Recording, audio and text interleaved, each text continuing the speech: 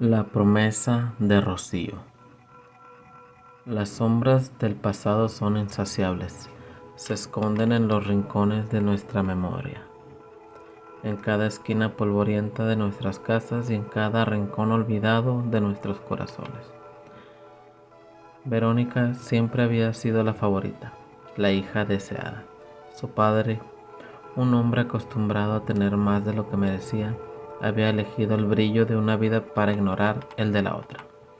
Rocío, la hija ilegítima, había llegado a este mundo como un susurro maldito, con una madre que padeció bajo el peso de su abandono y un padre que jamás la quiso. Llevaba su apellido, pero no su cariño. Desde los 10 años, cuando la tierra tragó los restos de su madre, Rocío vivió bajo el techo de un hombre que apenas la reconocía, y peor aún, bajo la sombra de Verónica, su media hermana, la princesa de la casa. Verónica era cruel, más cruel de lo que cualquier adolescente debería ser. Cada año, el 31 de octubre, cuando su cumpleaños se acercaba, hacía de la vida de Rocío un infierno. Le exigía felicitaciones que Rocío, en su desesperación, a menudo olvidaba. Un descuido que Verónica utilizaba como pretexto para humillarla más. Los años fueron tan lentos como fríos, y el odio entre las dos hermanas creció como una enredadera venenosa, hasta que el día llegó, cuando Rocío cumpliría sus 15 años, un día que debía ser de celebración, pero que terminó en tragedia. En su elegante vestido de quinceañera, Rocío cayó por las escaleras, o al menos eso dijeron.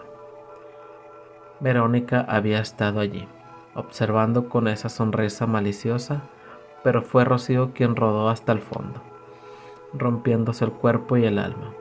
Algunos dijeron que tropezó, y otros que fue empujada, pero Verónica nunca dijo una palabra al respecto.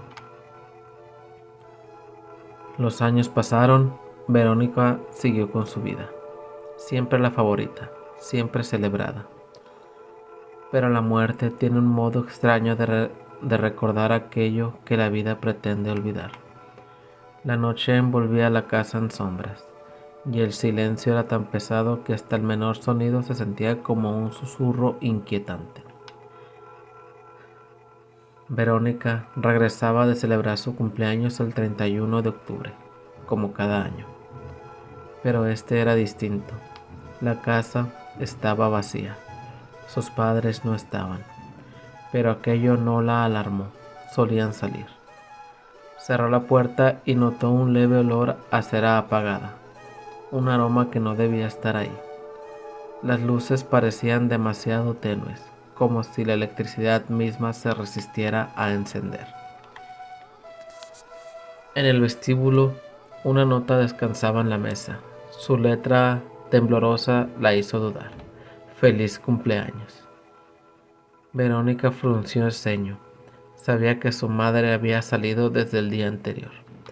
¿Quién podría haber dejado esa nota? Escuchó un ruido seco desde el piso de arriba, un golpe fuerte, como si algo hubiera caído.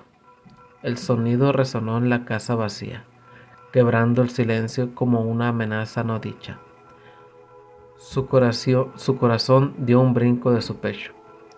Subió las escaleras lentamente, cada paso hacía crujir la madera bajo sus pies. El aire se sentía más pesado con cada peldaño que ascendía, como si algo invisible la acechara.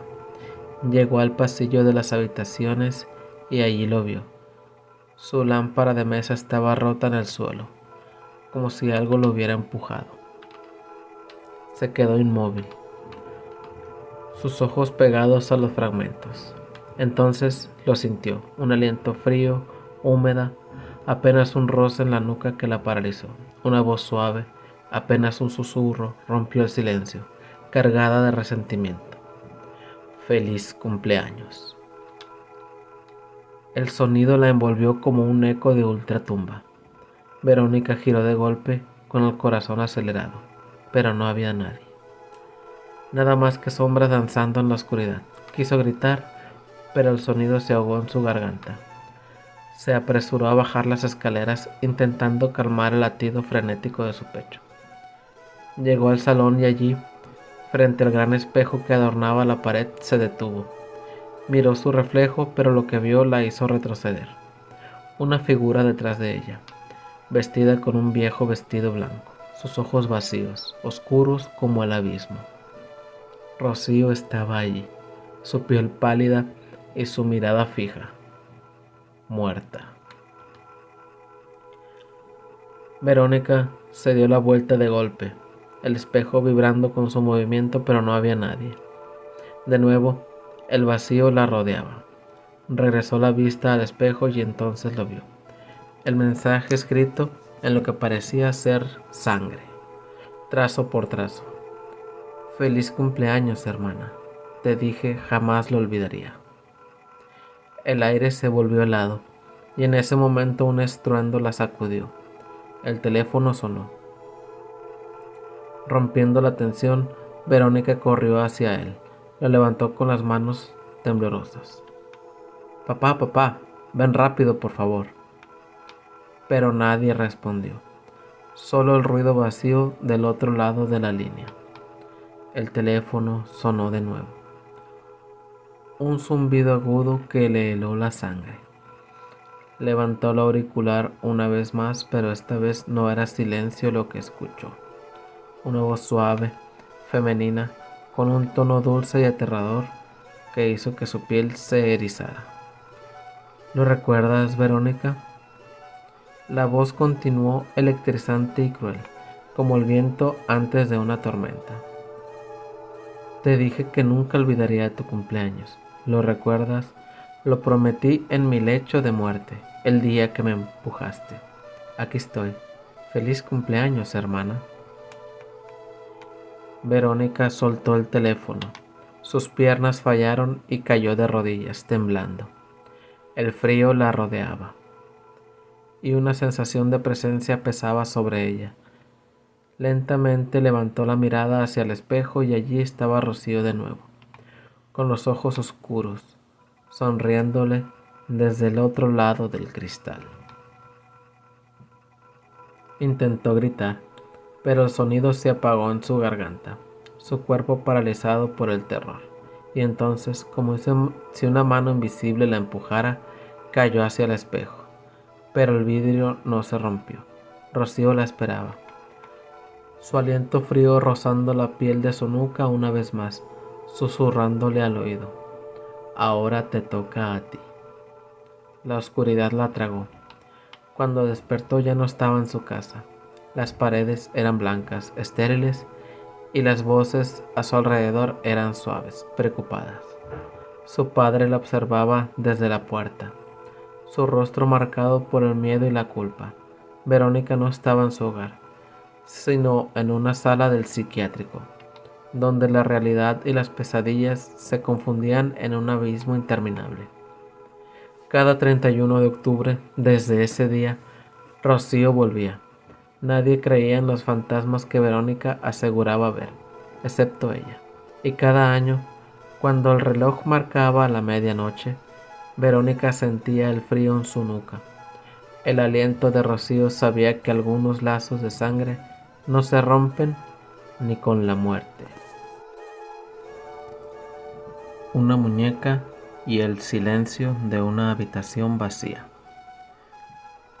Carlos, un padre soltero de 37 años, estaba acostumbrado a la rutina diaria que había establecido con su hija Sofía, de 8 años. Cada mañana, él la llevaba a la escuela antes de ir a trabajar. Eran el uno para el otro, especialmente desde la repentina pérdida de la madre de Sofía 3 años atrás. Carlos había hecho todo lo posible por llenar ese vacío, sacrificando su vida social y hasta algunos de sus sueños, para asegurarse de que Sofía creciera feliz y protegida. Una tarde, cuando regresó del trabajo, lo que encontró no fue habitual. El silencio en la casa lo envolvió de inmediato. Un silencio que nunca estaba allí cuando Sofía corría alegremente por la sala de estar o veía sus programas favoritos. En vez de eso, El vacío y el eco de su propia respiración se sentían como una advertencia. Sofía, ¿dónde estás?, preguntó, mientras su voz retumbaba por la casa. No hubo respuesta. Una muñeca en la habitación. Carlos subió corriendo a la habitación de su hija, esperando encontrarla jugando o distraída. Pero cuando entró, el cuarto estaba impecablemente ordenado. Era demasiado perfecto, como si nadie hubiera estado ahí en horas. Su mirada fue rápidamente atraída hacia la cama de Sofía, donde una muñeca extraña reposaba. Carlos frunció el ceño. Nunca había visto esa muñeca antes. La muñeca no se parecía a los juguetes que Sofía solía tener. Era antigua, con ropa de encaje blanco que parecía de otro siglo. Sus ojos de vidrio, que alguna vez podrían haber sido vibrantes, ahora estaban vacíos, y algo en su expresión inquietaba a Carlos. Algo no estaba bien. Instintivamente tomó la muñeca en sus manos y en cuanto lo hizo sintió un escalofrío recorrer su cuerpo. Era como si la muñeca estuviera cargada de una energía oscura, algo antiguo y perturbador. El corazón de Carlos comenzó a latir con más fuerza y un miedo primitivo se apoderó de él. «Sofía», murmuró, mientras miraba a la muñeca con creciente angustia. No podía entender de dónde había salido ese objeto, cómo había llegado hasta la habitación de su hijo. En medio de su confusión, su instinto de protección se activó. Sin perder tiempo, tomó el teléfono y llamó a la policía. No podía explicar por qué, pero algo dentro de él le decía que esta muñeca estaba conectada con la desaparición de Sofía. Era como si el juguete hubiera llegado a su vida como un símbolo, un indicio de algo mucho más siniestro. Cuando la policía llegó, Carlos trató de explicar lo que había ocurrido, aunque sabía que su relato sonaba increíble. Los agentes lo miraban con escepticismo, pero aún así comenzaron a investigar la casa y la muñeca. ¿Estás seguro de que no ha visto esta muñeca antes, señor?, le preguntó uno de los oficiales. Carlos negó con la cabeza, convencido de que esta muñeca nunca había sido de su hija. Los policías revisaron cada rincón de la casa, pero no encontraron rastro de Sofía. La muñeca fue llevada para ser examinada, y Carlos fue dejado en la inquietante quietud de su hogar, una casa que ya no se sentía como suya. Al día siguiente, Carlos recibió una llamada de la policía. Lo que descubrieron lo dejó helado. La muñeca no era solo un juguete, sino que tenía rasgos de materiales y componentes electrónicos en su interior. Al parecer, había sido utilizada como una especie de cámara o dispositivo de rastreo. Alguien había estado observando a Sofía. Carlos no podía creer lo que escuchaba. ¿Quién querría hacerle algo a su hijo? ¿Y cómo había llegado esa muñeca a su casa? La investigación llevó a la policía a una persona sospechosa. Un hombre que había sido visto cerca de la escuela de Sofía en varias ocasiones. Cuando las autoridades lo detuvieron, encontraron más muñecas en su apartamento, todas modificadas de manera similar. Hora después de la detención, Carlos recibió la llamada que había estado esperando con desesperación. Sofía había sido encontrada, ilesa, en una casa abandonada a las afueras de la ciudad. La habían llevado allí como parte de un plan más grande, pero por suerte, el captor no había tenido tiempo de hacerle daño. Cuando Carlos vio a Sofía, la abrazó con toda la fuerza que tenía. Nunca había sentido tanto alivio en su vida. Las lágrimas llenaron sus ojos, y supo en ese momento que no la dejaría fuera de su vista nunca más. «Sofía, lo siento, te prometo que siempre estaré contigo», susurró mientras ella la abrazaba de vuelta más fuerte que nunca. La experiencia dejó una cicatriz emocional en Carlos, pero también le dio una nueva perspectiva sobre la vida. Se dio cuenta de que, aunque había tratado de proteger a su hija de todo, nunca se puede estar completamente preparado para lo inesperado. Desde ese día, cada momento con Sofía fue apreciado como un regalo, y Carlos nunca dejó de recordarse que el peligro a veces se esconde en los lugares más inesperados. La muñeca, por supuesto, fue destruida, pero su historia quedó grabada en la mente de Carlos para siempre. Devorando a el monstruo. Todo comenzó con amor, o al menos eso fue lo que pensé que era el amor. Me casé joven, demasiado joven, con un hombre que me prometió el mundo entero. Era encantador, guapo y parecía quererme con una intensidad que me hacía sentir la persona más especial sobre la faz de la tierra. Pero ese hombre, que alguna vez pensé que me haría feliz, con el pasar del tiempo se fue transformando en un despreciable ogro. El encanto desapareció, y en cambio llegó una tiniebla que no tardó en devorarnos a ambos. Al principio fueron solo palabras hirientes, palabras que podía ignorar o justificar. Estaba cansado, me decía, solo tuvo un mal día. Pero esas palabras crecieron y se convirtieron en insultos. Quizás fue porque nunca pude darle los hijos que tanto anhelaba. Y siempre me decía, estás seca por dentro, ni para madre serviste, maldita inútil. Luego, continuaron los empujones y finalmente llegaron los golpes. Era como si el hombre que había amado hubiera sido reemplazado por una bestia. Y poco a poco fui olvidando cómo era ser feliz, hasta que el miedo se volvió mi día a día, tan constante en mi vida. Las noches se hicieron largas. A menudo llegaba a casa completamente borracho, tropezando, tambaleándose, con los ojos llenos de rabia y las manos listas para desquitarse conmigo. No importaba si estaba callada o si trataba de defenderme. Siempre encontraba una excusa para humillarme, para recordarme que yo no era nadie y que mi vida dependía de él.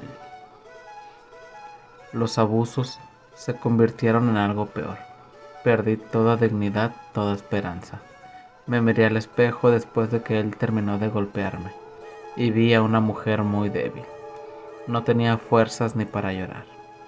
Solo quedaba en mí una calma extraña que me permitió tomar una gran decisión. Pasaron días en los que traté de sobrellevar mi vida, casi como si estuviera en modo automático. Me levantaba, me movía, hacía las tareas y todo mientras su voz y sus golpes seguían ahí.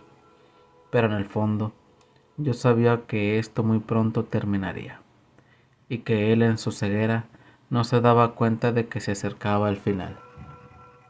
Llegada la noche y él venía completamente borracho. Cayó en el sillón y se quedó dormido. Roncando con la boca abierta, eso me producía un asco profundo. Supe que ese era el momento perfecto.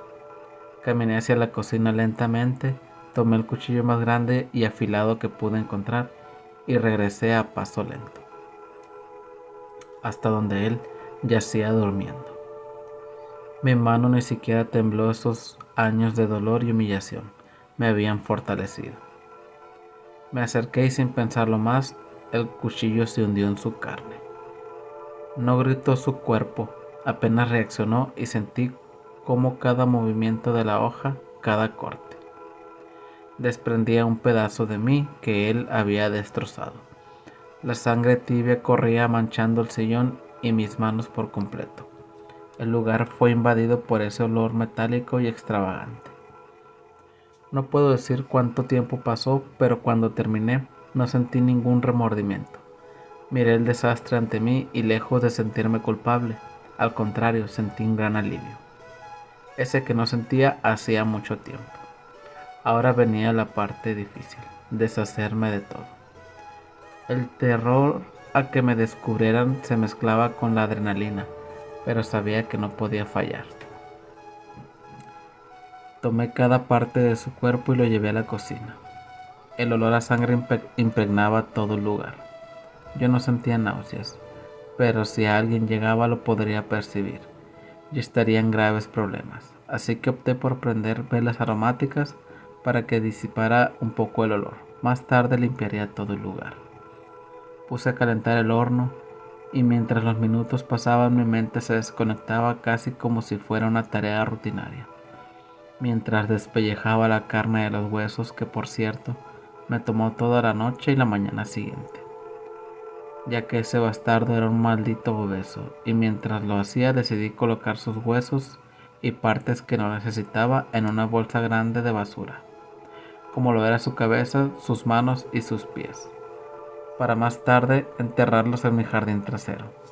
Con las abundantes plantas que yo tenía, nadie los vería o sospecharía. Cada trozo lo cociné con calma y sobre todo con mucha paciencia. Luego llamé a mis dos perros, esos mismos que él había maltratado tantas veces. Y si yo los defendía éramos los tres al mismo tiempo recibiendo golpe tras golpe de aquel miserable. Ellos se acercaron moviendo la cola, mirándome con una alegría que me hizo sonreír. Les di cada parte de él, cada pedazo, y ellos comieron sin titubear. No sé si entendían lo que sucedía, pero me daba igual. Fui rápidamente a limpiar todo el lugar. Usé de todo para que se viera lo más limpio posible. Nadie pensaría que una mujer débil como yo hubiera hecho tal atrocidad. Sus restos fueron enterrados como lo había dicho al principio. Su ropa se la entregué a un vagabundo que pasaba por el lugar. Aunque le quedaba muy grande, no le importó y se la llevó. Y lo que quedaba de su carne la sazoné lo más que pude y se la di a los animales que habitan en el bosque. Y algunos cuantos perritos de la calle que al mover su cola me agradecían por tal gesto. Por fin mi tormento terminó y esa noche en mi cocina el hombre que alguna vez me destruyó desaparecía para siempre de mi vida. Los días siguientes, cuando la familia y los amigos empezaron a preguntar por él, inventé la historia perfecta. Les dije que se había ido de casa, que había decidido marcharse con otra mujer que sí le pudiera dar hijos, que yo no le pude dar. Y yo finalmente estaba tratando de construir mi vida. Nadie dudó. Quizás era porque todos sabían el tipo de hombre que era él. No hubo preguntas ni sospechas. Los días se volvieron semanas y las semanas meses. Y mi vida comenzó a recuperar la normalidad. Volvía a sonreír, a salir a la calle sin sentir temor, a vivir sin la constante sensación de amenaza. El miedo se había ido con el tiempo, hasta el recuerdo de aquella noche empezó a desvanecerse.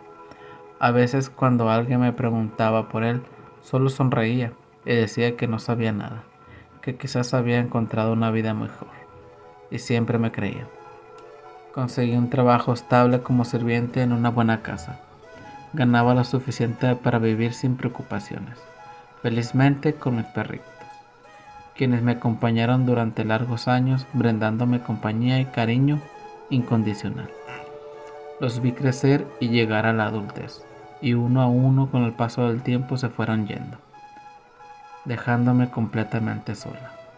A pesar de sus ausencias, mi vida siguió adelante, y en mis recuerdos aparecían ellos dándome la fuerza para continuar. Transcurrieron los años y yo me había convertido en una mujer tranquila, alguien que se había ganado el derecho a vivir en paz.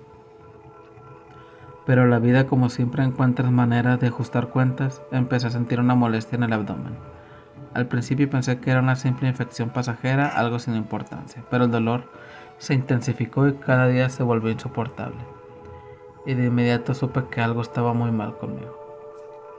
Los médicos me dijeron que era una infección que había avanzado demasiado y que mi cuerpo no respondía, y ya era muy tarde para tomar tratamiento para curar aquello que me aquejaba. Ya que descuidé mi salud y jamás puse un pie en una sala de hospital, las noches volvieron a ser largas y dolorosas, pero esta vez El dolor no era de los golpes, sino uno que venía de dentro, como si algo me estuviera carcomiendo poco a poco. En esta noche, mientras el dolor me invade nuevamente, pensé en él, y en lo fácil que había sido deshacerme de ese monstruo, y en cómo al final había encontrado la paz que tanto había merecido. No me arrepiento de nada, y aunque sé que mi final será amargo, sé que hice lo que debía hacer. Y si alguna vez alguien llega a escuchar esta historia, que no me juzgue, porque en mi lugar creo que hubieran hecho lo mismo. Esa noche estaba destinada a terminar con él, y simplemente me convertí en lo que el destino me obligó a hacer. Había una vez una joven llamada Blanca, cuya piel era pálida como el mármol y cuyos ojos reflejaban una mezcla de inocencia y sufrimiento. Había pasado toda su vida bajo el yugo de una madrastra cruel, obsesionada con la belleza. La reina, loca de celos por la hermosura de Blanca, no se conformaba con desterrarla, sino que ordenó a un cazador arrancarle el corazón. El cazador, sin embargo, no pudo cumplir la orden, y Blanca fue abandonada en el bosque, donde el aire se espesaba con el hedor de la muerte. Mientras vagaba, agotada y hambrienta, Blanca tropezó con una cabaña oculta entre los árboles. La casa estaba sucia, rodeada de osamentas y animales desmembrados, como si en su interior habitara algo más oscuro de lo que parecía. Con la desesperación corriendo por sus venas, entró sin dudarlo, esperando encontrar algún refugio. Dentro, la atmósfera era opresiva y el aire estaba cargado de podredumbre. Las paredes estaban manchadas de rojo y los muebles crujían bajo un peso invisible, como si estuvieran acostumbrados a soportar actos atroces. Blanca se dejó caer en una cama desvencijada, sin saber que esa misma noche su pesadilla apenas comenzaría. Al caer la noche, los verdaderos dueños de la casa regresaron. Los 7 enanos no eran criaturas amables y trabajadoras, como en los cuentos de hadas. Eran deformes, sus cuerpos retorcidos y sus rostros grotescos. Cada uno de ellos encarnaba una perversión distinta: gula, lujuria, ira, pereza, envidia, avaricia y soberbia. Al encontrar a Blanca, una sonrisa torcida se dibujó en sus rostros llenos de cicatrices y saliva. La inocencia de Blanca era como un faro en la oscuridad de sus mentes. La codiciaban de maneras inimaginables, pero decidieron no apresurarse. Primero jugarían con ella, la quebrarían lentamente, disfrutando cada momento de su sufrimiento. Así empezó una serie de noches grotescas y llenas de horror. Gula, el más repulsivo de todos, era un devorador insaciable. Su estómago abultado apenas le permitía moverse, pero cuando Blanca cocinaba para ellos, la forzaba a quedarse de pie frente a él mientras tragaba violentamente lo que ella había preparado. Si el plato no estaba a su altura, la obligaba a comer trozos de carne cruda o podrida hasta que vomitara, solo para hacerla repetir el ciclo una y otra vez. Lujuria, con ojos inyectados de deseo, no tardó en acecharla mientras dormía. Se deslizaban por su cama en medio de la noche, respirando pesadamente sobre su piel y susurrando promesas corruptas en su oído. Afortunadamente, cada noche algo en él se detenía, justo antes de llegar demasiado lejos, como si su depravación estuviera reservada para un clímax mucho peor. Ira, por su parte, no necesitaba ninguna provocación para explotar. Arremetía contra Blanca con cualquier excusa, usando instrumentos oxidados que colgaban en las paredes de la cabaña para castigarla por el más mínimo error. La sangre se derramaba con frecuencia en el suelo de piedra, y sus gritos eran música para los oídos retorcidos de los otros enanos, que lo miraban todo con una mezcla de fascinación y envidia. Cada uno tenía su propio método de tortura, y Blanca soportaba cada día como una lenta muerte su cuerpo y mente destrozados. Su piel blanca, antaño pura, ahora estaba cubierta de cortes, moretones y cicatrices. Pero en medio de ese tormento, Blanca ideó un plan. En algún rincón oscuro de su mente, algo en ella se quebró, y decidió que si no podía escapar de los enanos, los destruiría desde dentro. Empezó por Gula. Una noche, mientras preparaba la comida, mezcló hongos venenosos en su plato. Se deleitó en el momento en que lo vio retorcerse de dolor, su cuerpo hinchándose hasta explotar en un charco de sangre y vísceras, sus compañeros riéndose de su sufrimiento sin darse cuenta del peligro que acechaban sus propias comidas. Luego fue el turno de Lujuria. Esperó a que se acercara una noche fingiendo sumisión, pero en el último momento la apuñaló en el cuello con un trozo afilado de vidrio que había guardado. Lo vio ahogarse en su propia sangre y disfrutó el último destello de terror en sus ojos antes de que se apagaran para siempre. Uno a uno, los enanos sucumbieron a la astucia de Blanca, hasta que solo quedó Ira, pero él no era fácil de engañar. Cuando descubrió lo que ella había hecho, su furia no conoció límites. La persiguió por la cabaña rompiendo todo a su paso, gritando su nombre como un demonio. Finalmente Blanca quedó acorralada con nada más que un cuchillo oxidado en sus manos. Ira se abalanzó sobre ella, y en un último y desesperado acto, Blanca la apuñaló una y otra vez, hasta que la cabaña quedó bañada de rojo. Cuando todo terminó, Blanca, temblando y cubierta de sangre, salió de la cabaña. Había sobrevivido a los horrores de los enanos, pero algo en ella se había perdido para siempre. La dulzura y la inocencia que alguna vez tuvo fueron reemplazados por una oscuridad insondable. La piel blanca seguía siendo blanca, pero ahora lo era como el mármol de una tumba. Caminó hacia el bosque, perdiéndose en la niebla, dejando tras de sí una estela de muerte y venganza. Ya no era la víctima de una vida cruel, ahora era la cazadora, y el mundo sería testigo de su venganza final. El silencio de la casa maldicha. En un pequeño pueblo apartado, se levantaba una antigua casa que parecía abandonada desde hacía mucho tiempo.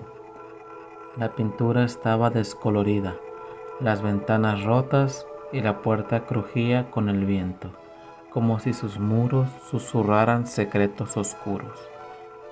Pero pocos sabían la verdadera historia de la familia que alguna vez vivió allí, y de la tragedia que los envolvió en una maldición eterna. Los Martínez eran una familia modesta y trabajadora. Pablo y Rosa vivían junto a sus hijos, Elena y Tomás, en la casa que habían heredado de los padres de Pablo. Desde el primer día, Rosa sintió una inquietud extraña, una sensación de que algo oscuro los observaba desde las sombras. Sin embargo, Pablo le aseguraba que eran solo sus nervios. La casa era vieja, pero no tenía nada de especial. Con el tiempo, pequeños incidentes comenzaron a suceder. Ruidos en la noche, objetos que cambiaban de lugar, sombras que parecían moverse por el rabillo del ojo. A medida que los meses pasaban, la tensión crecía, y Rosa comenzó a enfermar, debilitándose cada día sin razón aparente. Los niños, por su parte, decían escuchar una voz susurrante que les hablaba desde las paredes, y cada vez más temían quedarse solos en casa. Un invierno, la situación empeoró. Rosa se encontraba tan débil que no podía levantarse de la cama, y Pablo se dividía entre cuidar de ella y atender a los niños. Fue entonces cuando una noche helada, la voz que escuchaban los niños se hizo más fuerte, casi imperiosa, y los despertó en medio de la madrugada. Tomás, asustado, corrió a buscar a su padre, pero al llegar al dormitorio de sus padres encontró la cama vacía. Solo un rastro de sangre que parecía deslizarse por el suelo y dirigirse hacia el sótano.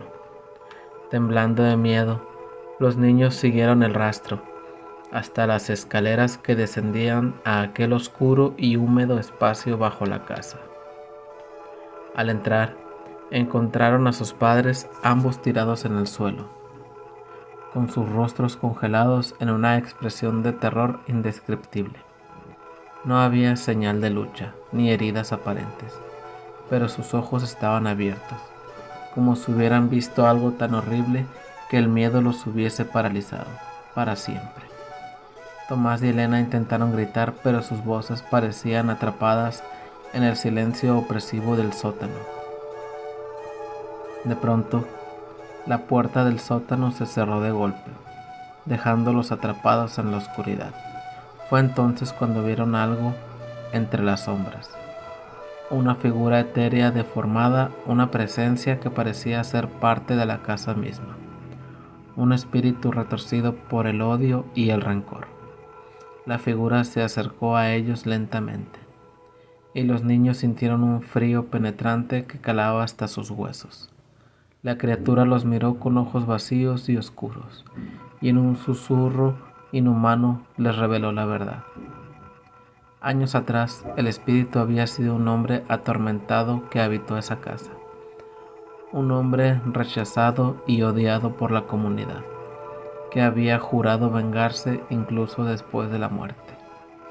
Cuando finalmente falleció, su alma se fusionó con la casa, y desde entonces cualquiera que entrara en ella estaría condenado a un destino terrible. Al amanecer, los vecinos encontraron la casa en completo silencio. Llamaron, tocaron la puerta, pero nadie respondió. Finalmente alguien se atrevió a entrar, solo para descubrir la escena escalofriante en el sótano. Los cuerpos de Pablo, Rosa, Elena y Tomás yacían en el suelo, con los ojos abiertos y las expresiones congeladas en el terror más profundo. La casa fue abandonada y nadie volvió a vivir en ella. Con el tiempo, el pueblo se llenó de historias sobre la familia Martínez y la maldición de la casa.